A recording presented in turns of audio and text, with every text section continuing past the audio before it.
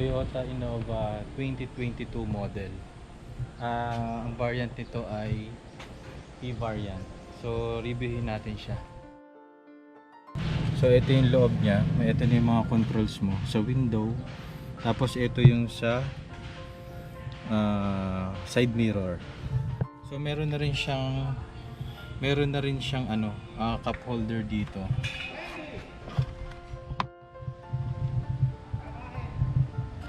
So, ito ay automatic, guys. Automatic. Yung adjustment ng upuan ganito pa rin. Yung aircon niya. So, ito yung control niya. So, ito dapat lang ganyan ko lang, hindi ko na nilalagay yun sa pangalawa. Tapos pag dito naman, pag i-switch mo yan, meron kang fan kasi patay pa to eh. So magbibigay lang siya ng lamig pagka binuhay mo to. So kung ayaw mo na masyado malamig, dito ka lang, naka-on na yung fan mo niyan. Yan o. Pagka nilakasan mo pa, ganyan na. So low ka lang. Tapos pag inon mo to, mag-on na yung compressor na aircon mo niyan. So papasok na yung lamig. Okay. Tapos ito naman yung control lang sa sa volume control mo, tapos sa station. So try natin angat yung volume. Makikita niyo yan. Yan. Pagka pinindot nyo rin yan, dyan. So pag pinindot nyo naman to, yan, lumilipat na yung pinindot nyo to, lumilipat yung station dyan. Tapos ito naman guys, yung triangle na yan, yun yung hazard mode. Pag pinindot mo yan, magbiblink yung mga ilaw mo sa harap at likod. Yun yung pag nakapark ka, okay na siraan ka, yun yung gagamitin mo. Okay. Tapos pag merong ka din, naka-bluetooth ka, ito yung sa call mo. So guys, ito yung under the hood ng ating Innova. Ang engine nito ay 2.8. Ito yung air cleaner natin. Malaki yung makina niya. Okay, power steering fluid, washer sa wiper. Ayan yung battery natin. Ito yung mga relay niya, yung mga fuse dito. 2.8 siya. So kahit makipagkarera to sa Hilux, kaya niya. Kaya hindi ka kakapusin. For example, punta kang Baguio, hindi ka kakapusin sa power kahit sabihin mo kargado ka ng maraming gulay o maraming pasahero. So kaya ito pinili namin, ito Innova na 2.8. Ito lahat ay diesel. Na rin to guys, wiper sa likod. So guys, ito yung likod niya. Okay. Maluwag siya.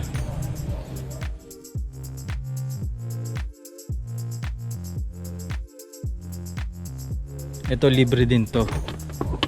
So kung kukuha kayo, magkakaroon din kayo ng ganito.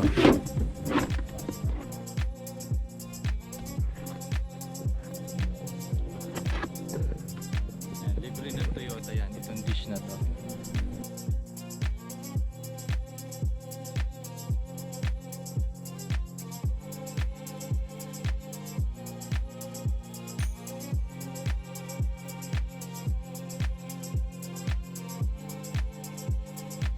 Ito yung aircon vent natin. Okay. Ito yung mga control. So meron ding cup holder dito. Sa kabila, hinihila lang.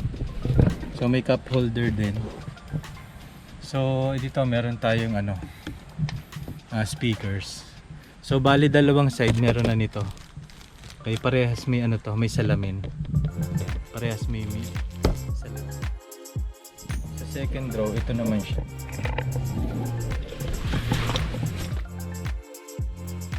Yan. Ito yung second row.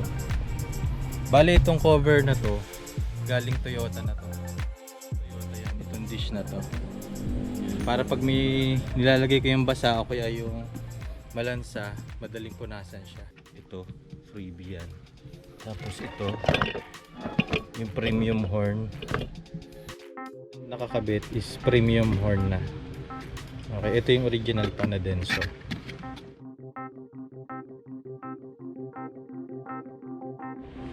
So guys, ito yung premium horn. Yung pinalit nila. Pinalit nila dun sa stock na horn. So maganda yung tunog niya.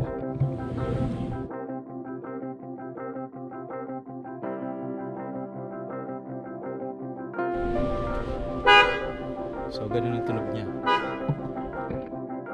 Exhaust tip. So nakakabit mo rin yan.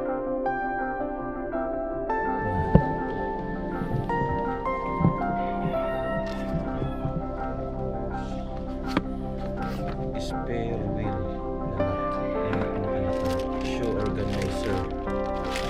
Tapos ito naman sa sunshade. Sunshade.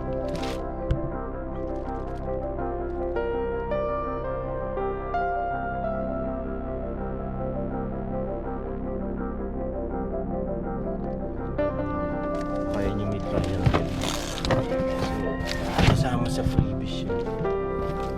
Tapos ito naman sa safety belt pad.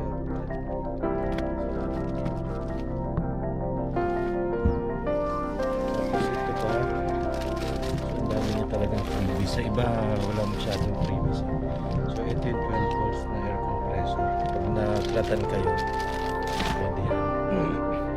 Sa ito kasama rin engine wash. Phone holder. Saka itong pinakalas yung cover niya.